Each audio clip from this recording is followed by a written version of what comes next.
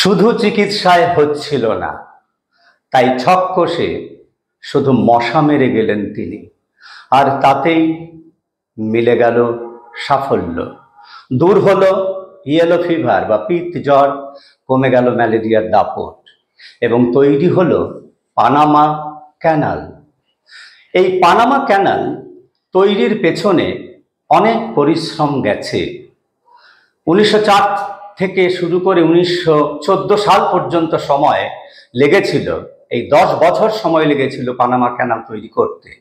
কিন্তু তার আগে 1882 সাল থেকে 1889 সাল পর্যন্ত একটা ফরাসি ইঞ্জিনিয়ারিং কোম্পানি এই খাল খননের দায়িত্ব পেয়েছিল, কিন্তু কাজ মাঝপথে রেখে 8 বছর পরিশ্রম করে প্রাণের ভয়ে পালিয়ে গিয়েছিল।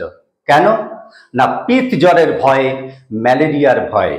একটা হিসেব বলছে যে ওই 8 বছরে সেই ফরাসি কোম্পানির আর্থিক লসের পরিমাণ ছিল 26 কোটি মার্কিন ডলার।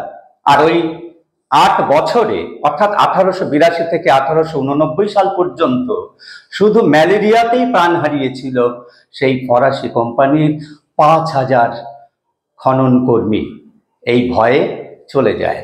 তখন অবশ্য এটা জানা ছিল না যে ম্যালেরিয়ার পেছনে মশার হাত, পিত জ্বরের কারণও মশা। কিন্তু 1900 সালে তো জানা গেল পিত জ্বরের পেছনে রয়েছে মশার হাত, এবং 1897 সালের 20 অগস্ট স্যার রোনাল্ড রস জানালেন, গবেষণায় পেলেন মশা ম্যালেরিয়া ছড়ায়। 1904 সালে শুরু হলো পানামা খাল তৈরি। এবারে ফরাসি কোম্পানি নয়, আমেরিকা।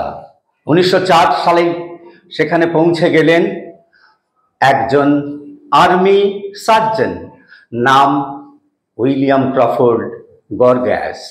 যুদ্ধকালীন তৎপরতায় কাজ শুরু হলো।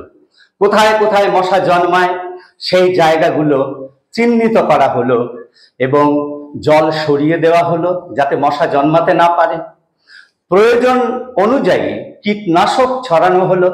কিন্তু একটা জিনিস মনে রাখতে হবে, এখনকার মতো তখন কিন্তু এত বেশি কীটনাশক ছিল না। পানামার লোকেরাই একটা লার্ভিসাইড তৈরি করেছিল, কস্টিক সোডা, কার্বলিক অ্যাসিড, লাক্ষা এবং জল দিয়ে। সেই স্থানীয়ভাবে তৈরি লার্ভিসাইড ব্যবহার করা হলো মশার বাচ্চাদের খতম করার জন্যে।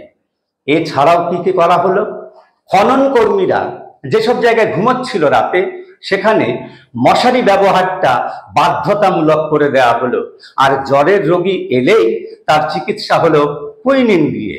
সমস্যা মিটে গেল। 10 বছর পর পানামা খাল তৈরি হলো। 1904 সালে যেখানে প্রতি 1000-এ 40 জন লোক ম্যালেরিয়ায় মারা যেত, সেখানে 1914 সালে প্রতি 1000 মারা গেল মাত্র 9। আমেরিকার হিসেব বলছে ওই 10 বছরে উইলিয়াম ক্রফোর্ড গর্গ্যাস 73,000 মানুষকে বাঁচিয়েছিল ম্যালেরিয়ার হাত থেকে, পিত জ্বরের হাত থেকে। এই এত বড় সাফল্যে খুশি হলো উত্তর আমেরিকা এবং দক্ষিণ আমেরিকার মানুষ। আর খুশি হবে নাই বা কেন? কারণ যে পানামা খালটা তৈরি হলো সেটা 82 কিলোমিটার লম্বা এবং 70 মিটার চওড়া। এই পানামা খাল তৈরি হওয়ার ফলে 2 আমেরিকার মধ্যে জলপথের দূরত্ব কমে গেল। একটা পণ্যবাহী জাহাজ খাল তৈরির আগে 20,900 কিলোমিটার পথ পাড়ি দিত, সময় লাগত 30 দিন, আর এখন সময় লাগে মাত্র 15 দিন। দূরত্বও কমে গেছে 8,300-400 কিলোমিটার। এখন প্রতি বছর সেই পানামা খাল দিয়ে চলাচল করে 15 থেকে 20,000। একটা মশা মেরে সত্যি সত্যি ভিআইপি হয়ে গিয়েছিলেন উইলিয়াম ক্রফোর্ড গর্গ্যাস। এবং সাফল্যের অনেক কিছু পেলেনও, সাফল্যের বিনিময়ে অনেক উপাধি এলো, অনেক সম্মানও পেলেন। অক্সফোর্ড বিশ্ববিদ্যালয় থেকে এলো ডক্টর অফ সায়েন্স ডিগ্রি। এছাড়া বিশ্বের তাবড় তাবড় আরো 7টা ইউনিভার্সিটি থেকে এলো সাম্মানিক ডিগ্রি। ইংল্যান্ডের রাজার কাছ থেকে এলো নাইট উপাধি। এবং আরো একটা বড় ব্যাপার, মৃত্যুর পর সম্পূর্ণ পূর্ণ রাষ্ট্রীয় মর্যাদায় অন্ত্যেষ্টি সম্পন্ন হলো। এখানে একটা কথা বলবই যে এই কাজটা করতে গিয়ে উইলিয়াম ক্রফোর্ড গর্গ্যাসকে একজন বড় ইঞ্জিনিয়ারের সম্মুখীন হতে হয়েছিল। উনি বাধা দিচ্ছিলেন এই কাজকর্মে, এবং স্থানীয় লোক যে লিডার তারাও কিন্তু সমর্থন করছিলেন না, পাছে মানুষ খেপে যায়।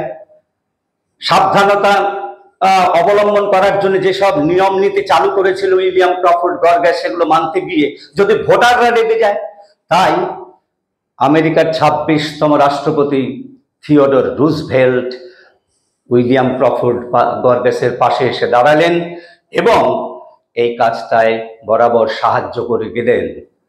যতদিন উত্তর আমেরিকা থাকবে, দক্ষিণ আমেরিকা থাকবে এবং যতদিন পানামা খাল থাকবে, ততদিন বিশ্ববাসীর মনে উইলিয়াম ক্রফোর্ড গর্গ্যাসের নাম একজন অনুকরণযোগ্য, অনুসরণযোগ্য জনস্বাস্থ্য কর্মী হিসেবে গীথে থাকবেন। নমস্কার, আপনারা সবাই ভালো থাকবেন। একটা দুঃখের খবরও বলি, এই উইলিয়াম ক্রফোর্ড গর্গ্যাস চিকিৎসক, কিন্তু আমাদের ভারতবর্ষের আমার অনেক চিকিৎসক বন্ধু দুর্ভাগ্যবশত এই উইলিয়াম ক্রফোর্ড গর্গ্যাসের নাম এবং তার কন্ট্রিবিউশন, তার অবদান আজও জানেন না। ভালো থাকবেন সবাই।